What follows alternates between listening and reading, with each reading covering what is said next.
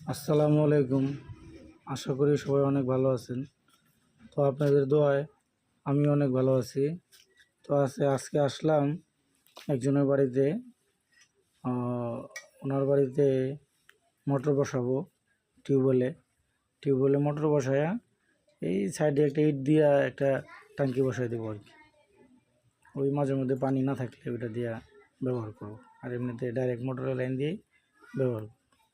তো দেখেন কিভাবে এই মোটরটা বসাই, কিভাবে লাইনটা করি।